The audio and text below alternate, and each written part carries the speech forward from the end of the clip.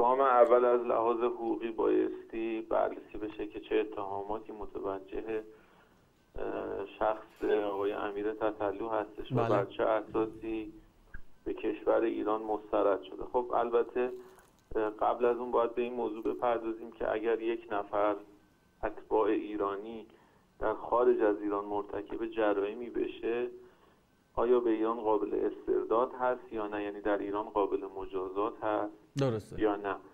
مثلا توهین به مقامات عالی رتبه ایرانی که عموم کشورها اونو جرم‌انگاری هم میکنن، بله، مقامات سیاسی کشور خودشون رو، اگر این اتفاق در خارج از ایران اتفاق بیفته، آیا در ایران قابل مجازات هست یا نه؟ که پاسخ به موجب ماده 7 قانون مجازات اسلامی مثبت هستش. بله. و نکته بعدی اینه که اگر شخص در مثلا کشور ترکیه مجازات بشه، آیا مجازات مضاعفی میشه در ایران نسبت بهش تحمیل کرد؟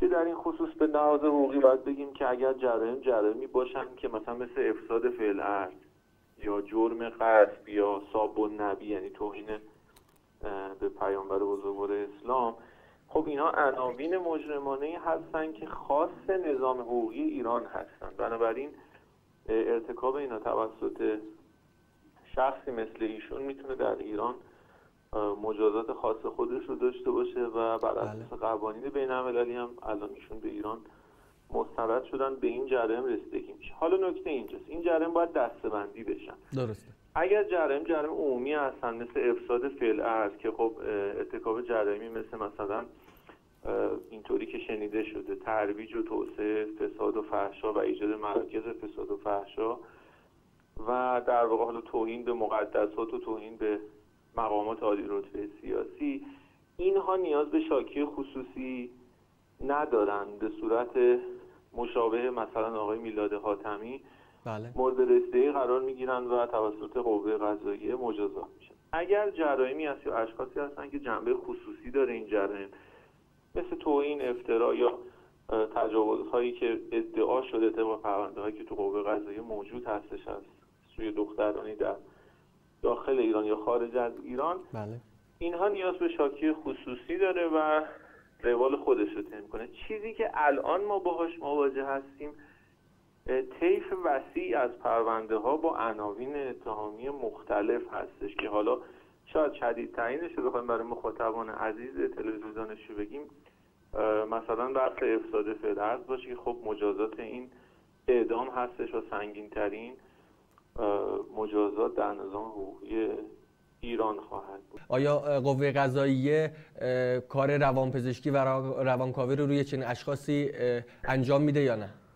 ببینید در زندان برای محکومین به زندان به هر حال بحث مددکاری اجتماعی بر اساس روانشناسی هست، اما نکته‌ای که در خصوص این شخص وجود داره، به هر حال ما با یک پدیده عادی مواجه نیستیم و خب بخش قابل توجهی از جوانان و نوجوانان ما متأثر از این شخص بودند و هستند. از نوع ظاهر شما تا نوع رفتارات و نوع موسیقی هایی که در واقع کار شده و منتشر شده، شما میتونید به همین نکته‌ای که گفتید به یک موضوع روانشناختی خاص پی ببرید. اما اینکه این در پرونده قضایی آیا تاثیرگذار هست یا نه، باید ببینیم وکلای ایشون که خب به موجب قانون اساسی ایشون حق دارن بله وکیل انتخاب بکنن. باید ببینیم ادعای وکلاشون در ادامه چه خواهد بود. دو تا ادعا میتونن مطرح بکنن. بله. یکی بحث در واقع استعمال مواد مخدر یا مشروبات الکلی هستش که تو این حالت ما باید بگیم استعمال مشروبات الکلی در واقع رافع مسئولیت کیفری نیست. یعنی نمیتونن تبرئه بشن.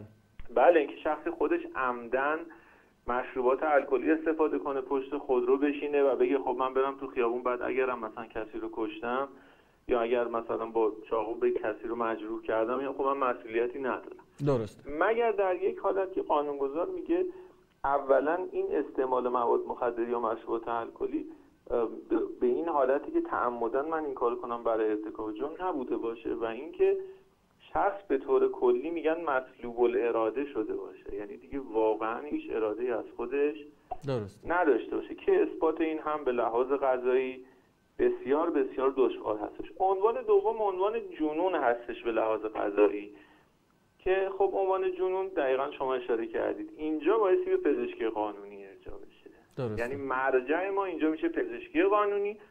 پزشکی قانونی بررسی میکنه که آیا ایشون حالت عادی داشته در زمان ارتکاب جرائم یا خیر و اینکه میزان در واقع این جنون چه حدی هستش، آیا مسئولیت کیفری این شخص رو سلب میکنه یا نه، که تو این مورد هم به نظر من چنین چیزی به نظر نمیرسه. باید توجه بکنیم که از لحاظ حقوقی وجود هر نوع مشکل روحی روانی در شخص مجرم به معنی مجنون بودنش تلقی نخواهد شد.